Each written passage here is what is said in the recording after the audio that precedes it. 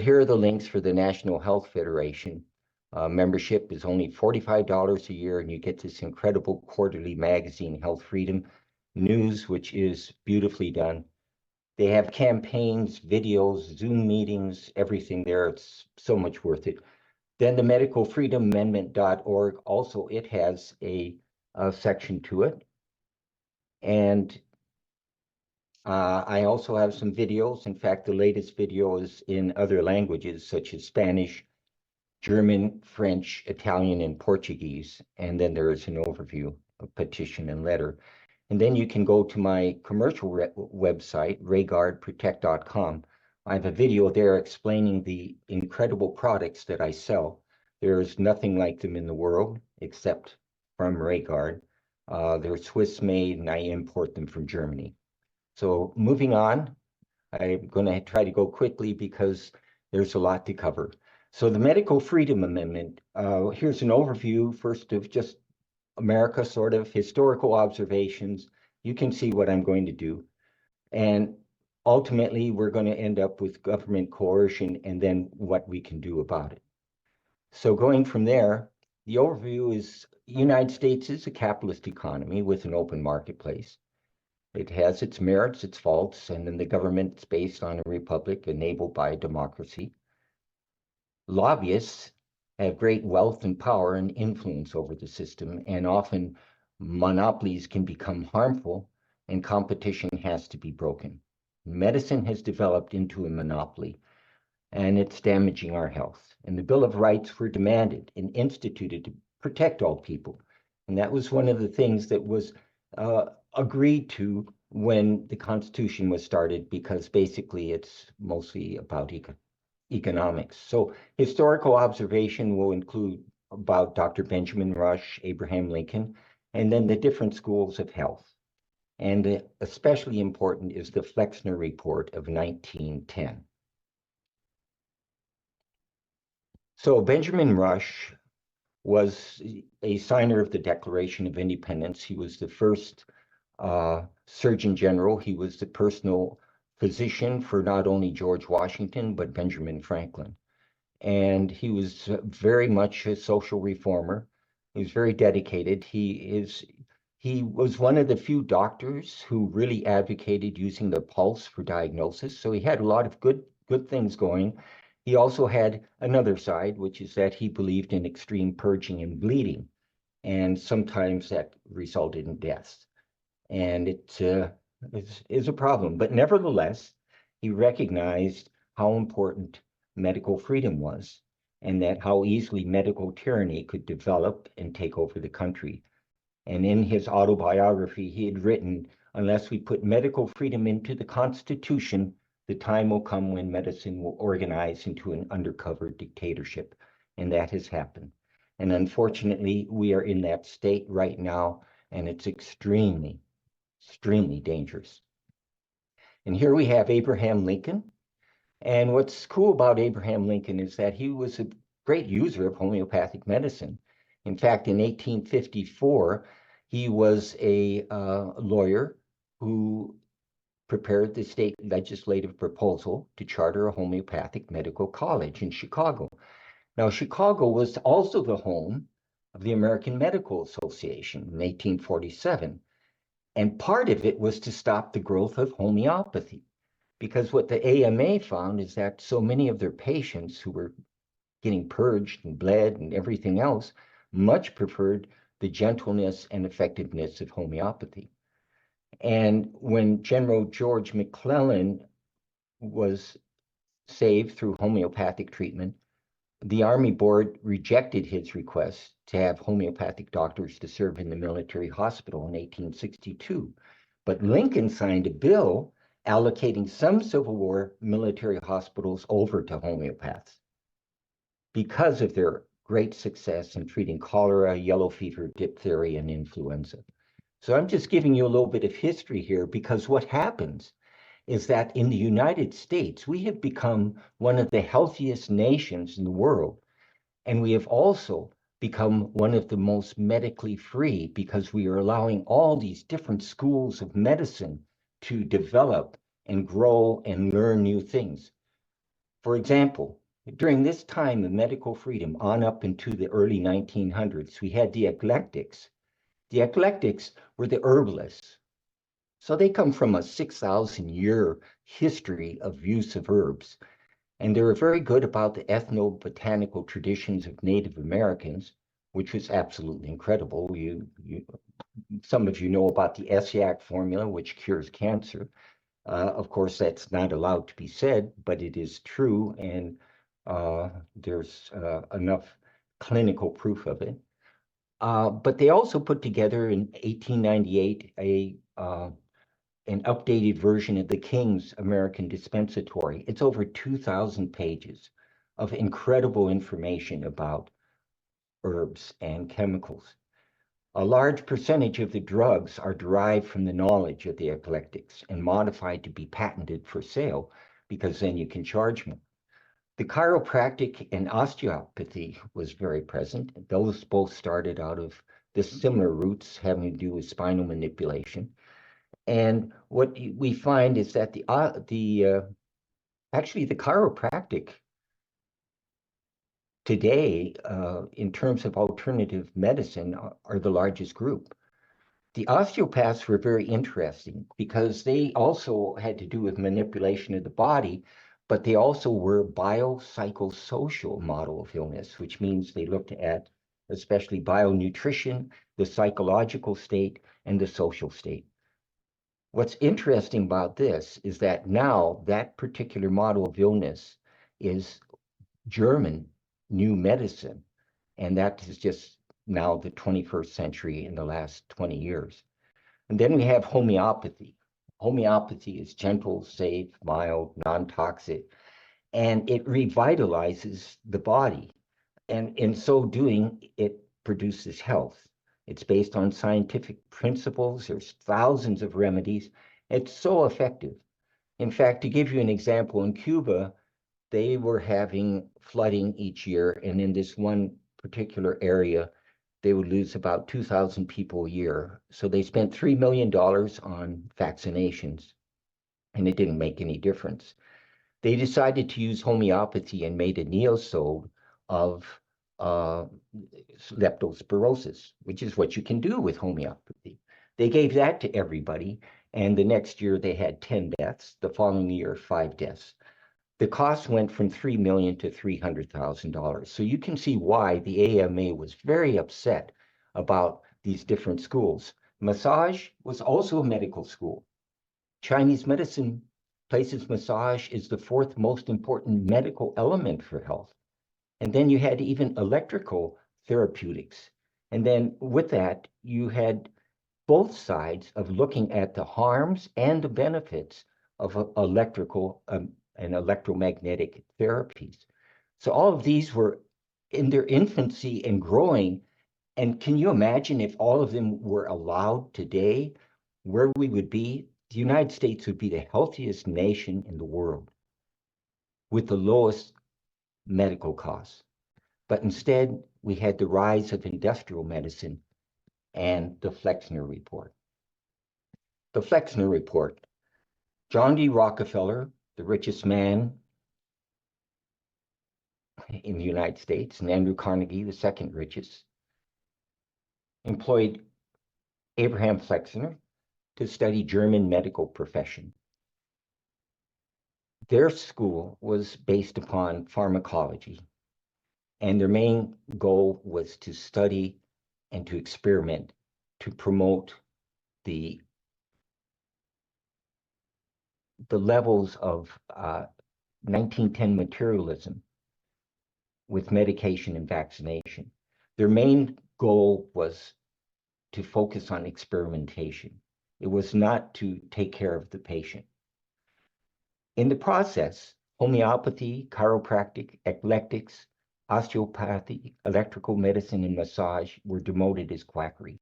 Within 10 years, the number of medical schools dropped from 650 to 50, the students from 7,500 to 2,500.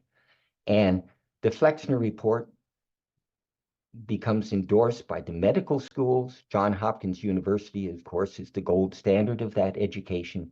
And pharmaceutical medicines become the medicine prescribed by doctors restricting any other therapeutics, including homeopathic medicine, herbal medicine.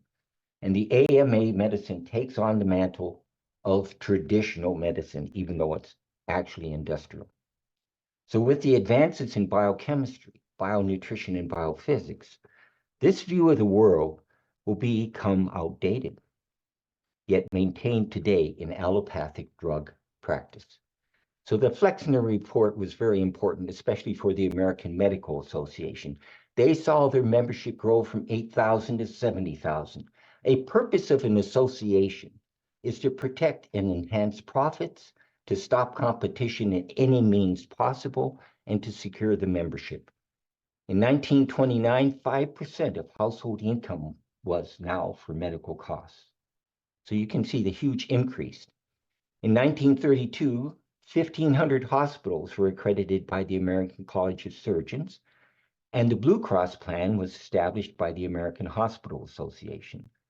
So then the doctors, the American Medical Association, came out with their insurance plan of Blue Shield. It went from 20 million to 142 million by 1950. So as you can see, the cost of medical care just kept rising and rising. And it's much more than the 2006 16% of the US GDP. Right now, the budget is close to, I believe, 35 or 40% has to do with medicine. So let's take a look at the pharmaceutical industry and where it evolved from. It evolved from the field of dyes, fabric dyes. They found that the fabric dyes had amazing results for tuberculosis, malaria, abscesses, sleeping sickness, and some of them have really great effects. The problem is dosage. How much to who? We are all such individuals that when they are used, if they're not used so very, very carefully, their so-called building block of coal tar as a magic bullet becomes a death bullet because some people die. As a result, the Food and Drug Administration had to be improvised so that it could make sure that these drugs were at the right levels, that it wasn't harming people.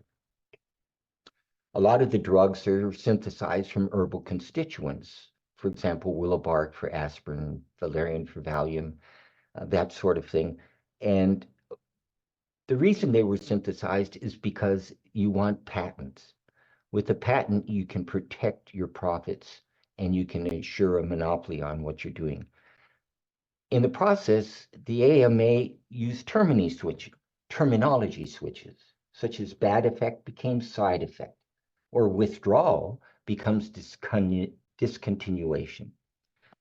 So pharmaceutical medicines controlled, endorsed, and promoted by the Food and Drug Administration ended up restricting other therapeutics that may compete. And there was a denial of herbal, homeopathic, and nutritional medicine. So we have the decline of health. Everybody, you should read Robert F. Kennedy's ebook, how over 54% of children suffering from one or more chronic illnesses. Gary Null, in Death by Medicine, a highly researched book, found that the statistic in 2010, 581,000 deaths per year caused by conventional medicine. We're saying that that's the cause of it, not the disease, but the cause. Can you imagine if we were in the Vietnam War and we had 581,000 deaths? There would be people out on the streets in every city in this country so concerned.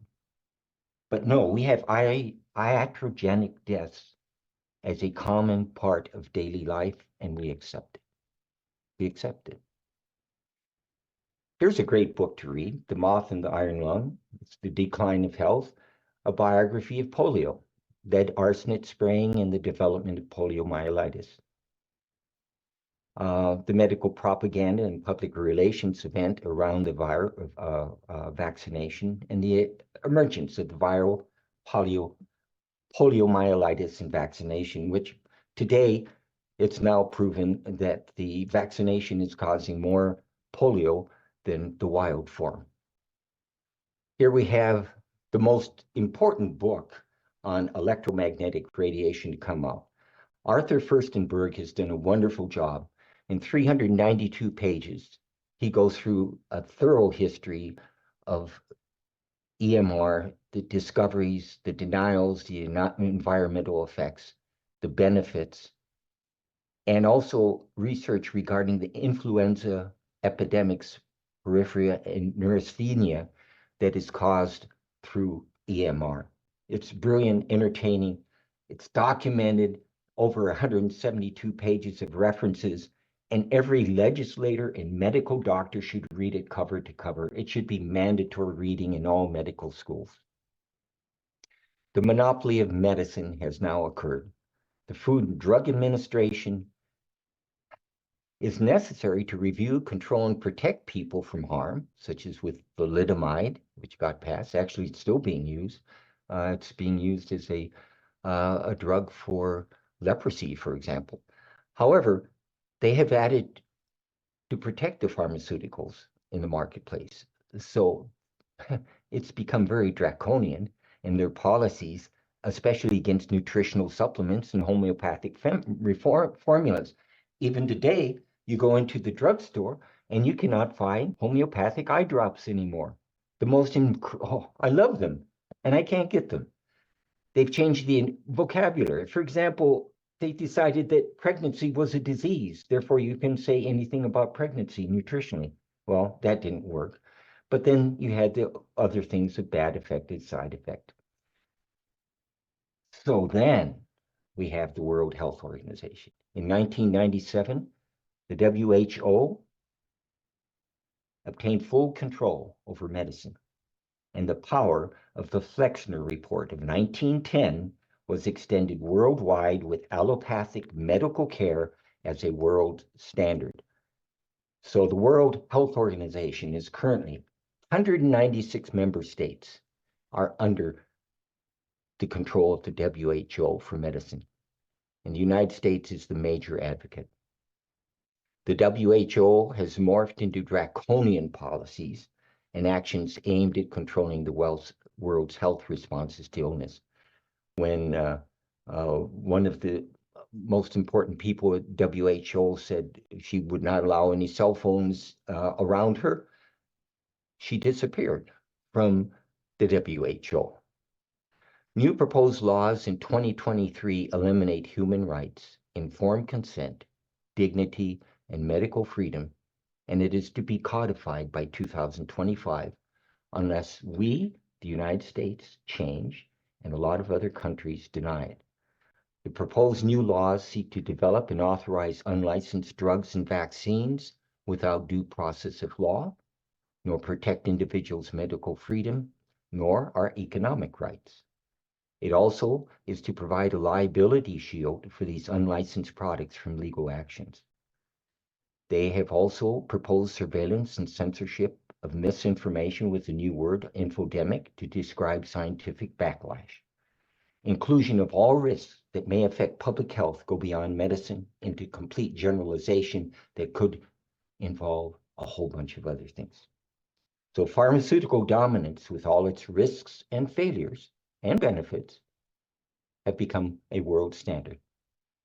So with the destruction of medical freedom, we see the FDA moving straight ahead. They removed some of the VAERS reports, the Vaccine Adverse Events Reporting System. They adopted future framework, which is allow reformulation of shots without clinical trials, never heard of before, and opposed by the people who worked at the FDA, but not the leadership, which is a revolving door. And effective January 23rd, they are not required to have informed consent. Then you had the U.S. Patriot Act of 2001, which provided Emergency Use Act by military intervention, a EUA, as a countermeasure. And I'll get back to that, so keep that in mind. And then the PrEP Act of 2005 provides immunity from suit and liability under federal and state law. It approves forced medication and vaccination countermeasures and denies informed consent. And I'll be talking later about this egregious court decision. So here's some graphs. comparison of vaccine deaths and injuries from the so-called vaccines versus the non-COVID vaccines. I'll just let you look at that for a moment. And let me go on to the next graph. These are various COVID vaccine reports in children, 6 months to 17 years. This is appalling. How anything can remain within the medical delivery system causing this kind of harm is sinful and evil. Here's another graph. This graph relates to COVID vaccine doses and the relation to deaths and mortality. You can see as they went up, 2024, we have a great incline. Here's a crude excess mortality graph for Japan. And the reason I'm showing this is because Japan, there has been rioting about the WHO new rules, and they are opposing them completely. Why it is not happening in this country has to do with the media. If Americans knew what was going on, they would be out on the street yelling their heads off. But we are coddled and uninformed. Our health is in a downward spiral. Most people think fluoride is good for the teeth. Well, actually, it causes them to be brittle and crack, and you have a lot of tooth repair needed. Corn, soy, wheat, GMO. Conventional food continues to decrease in nutrients. It has been doing that ever since about the 1950s. New plastics, plants more sensitive to EMR than anyone. Insects, secondly, and then there's us. They're all on the wane. The EMR pollution is ignored by the wireless industry. We're the worst country in the world with this. We have towers occupying school roofs, hospitals, playgrounds, cholesterol drugs recommended for overweight children, fluoride for infants in their first 2 teeth appearing, elderly on 15 to 20 pharmaceutical drugs from several different doctors, strange diseases emerging all over the place, and depression drugs that are highly addictive. So the landscape. Here's the landscape we're living in. It's being destroyed by drugs and environmental pollution. And those include chemicals, drugs, EMR. You have the spraying. You can see all of this just looking at it.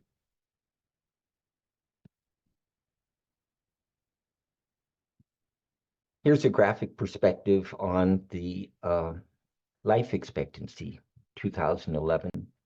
United States is at the bottom. Just wanted you to know we're not being treated right. So the time is now, the days are waning, the candle grows shorter, the lives we hold dear to protect are all in danger's sight. Scorned and trampled, greed and arrogance cover the expanse. Now's the time. The government of the people, by the people, for the people should not perish from the earth.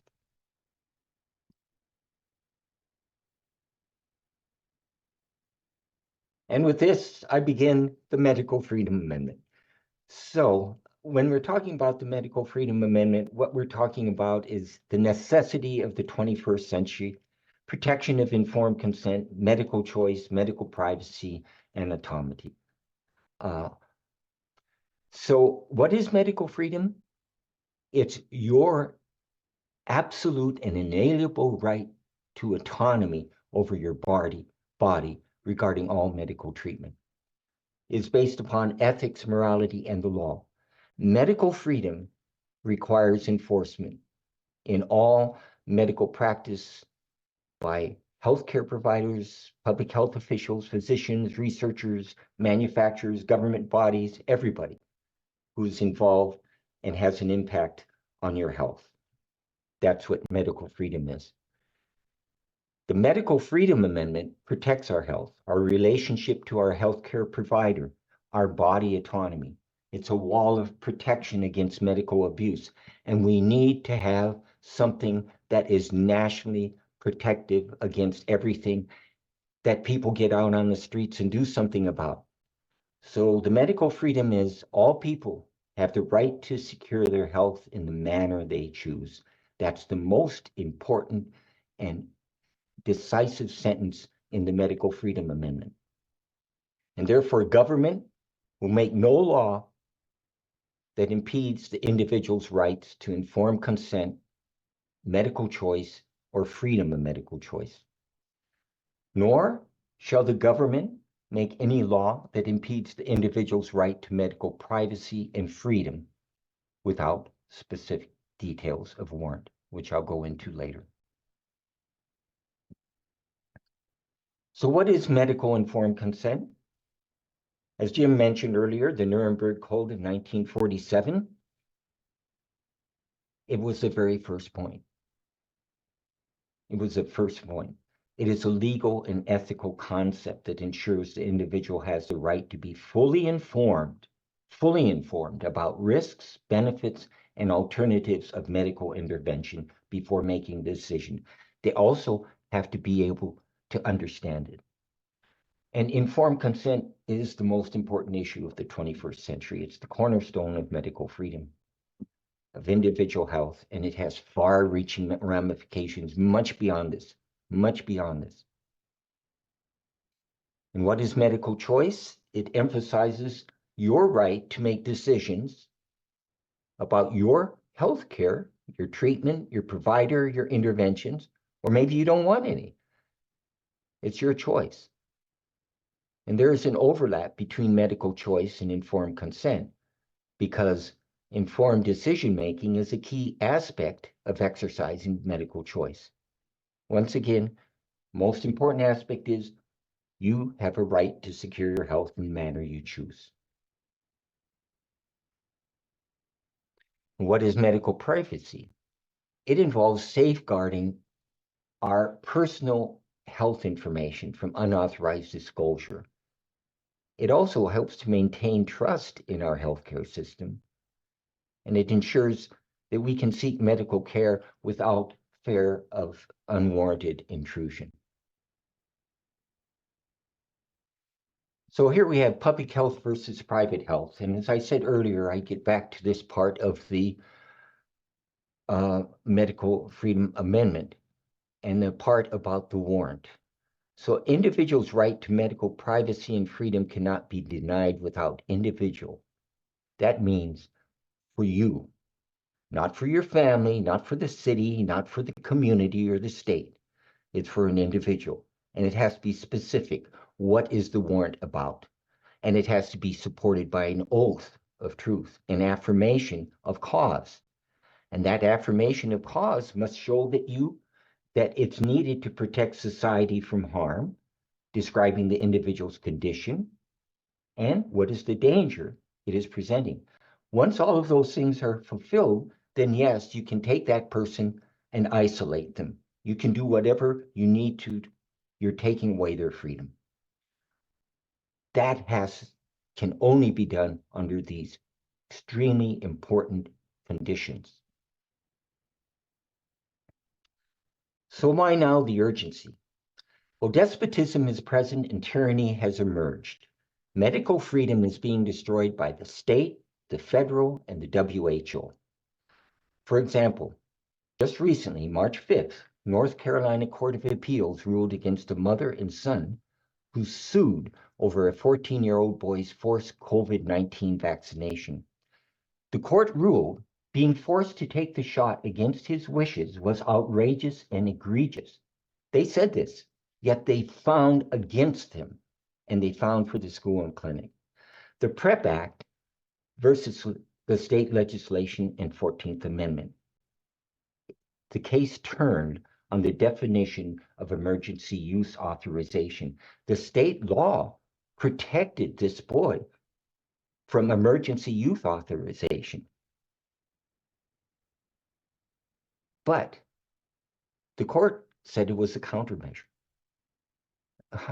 What? It's a bait and switch old gimmick. It's ridiculous. So here are some of the details. There is no body autonomy, no parental consent, no personal consent, no protection by state law, no informed consent, misleading statement of consent, because he was invited there to be tested. He wanted to be tested so that he could get on the football team, but they were also doing vaccination. And so he goes to be tested, and instead he is forced to receive the vaccination. The egregious decision stands as a precedent, and there are already 3 court cases from 3 different states also saying the same thing. So these court cases are very, very dangerous for the states. And the court case included battery charges, which is also protected under the PrEP Act. This determination means that the PrEP Act can include a physically forced countermeasure called a vaccination. The vaccination is not a vaccination. It's a technological computerized formula of a modified RNA spike in a sea of chemicals foreign to our bodies, a genetically modified organism, which in itself creates a whole nother bunch of special laws it should be held to, under authority of the USA Patriot Act of 2001 as a terrorist weapon, and the PrEP Act of 2005 to provide immunity from liability. So what ramifications can we gather from the decision except we are considered vassals, slaves, and worthless? We do not want this. We have to, under all conditions, support the Medical Freedom Amendment. So here are links for the Medical Freedom Amendment, for the NHF, and for Rayguard. I hope that all of you write these down or look at the video after it's been saved. And with this, I end. Well, almost end. Anyway, here are some quotes I love. This one is from the UC Berkeley researchers. Eventually, a person's entire genome may be scanned for flaws, and a set of vitamins could be prescribed for optimum health. This happened, it was on the front page, actually, of the San Francisco Chronicle newspaper. And the reason it was news is because the genome a few years earlier had been mapped. Actually, it's only been fully mapped now. The genome was so complicated that only now with supercomputers in 2024 has the genome been actually fully mapped. Up until that time, it was about 80%. But nevertheless, you could scan it for what they called as SNPs, single nucleotide polymorphisms, and find that there was certain vitamin and nutrients you could use to offset that. And what happened is that at Duke University, Professor Girdle, who really introduced much of the terminology of epigenetics, found that the agouti rats who are raised with cancer, they're white and they're obese and they're very unhealthy looking, and they're used for cancer research. And they decided to give them some B vitamins, and the young that they produced were healthy, and it just blew their minds. And I love Will Rogers. Last year we said they can't go on like this, and they didn't. They got worse. And friends, it's getting worse. The highest ideal of cure, of course, is with Samuel Hahnemann in homeopathy. And last, the health of nations is more important than the wealth of nations. Will Durant, with his wife Ariel, were the authors of The Age of Civilization. I don't know, what, 15 volumes of incredible history. And at the very end, he wrote a very narrow book, just I don't know, 80 pages of what he learned. And this is one of the most important things he mentioned. The health of nations is more important than the wealth of nations. And with that, I end, except I'm going to go on just because I want to show you the FDA slapped my hand several years ago when the H1N1 came on. And I had written this up in an email to all of my customers. and they said, you can't do that. So I put in this sentence: what is additional nutritional information not appropriate for treating epidemic and infectious diseases? However, it is appropriate for your health and immune system. And so I went through a list of different nutrients, and I had to put it on several pages. So anyway, here it is. And later on, you can take a look, read it over if you're so inclined. And then the last thing I have is something that my daughter Anna just brought to my attention. She's so great. She's really smart and has so much information. I rely on a lot of insights from her. And so the traditional Chinese medicine clock, and I think everybody should take a good look at that. It's fantastic. Okay, I'm done.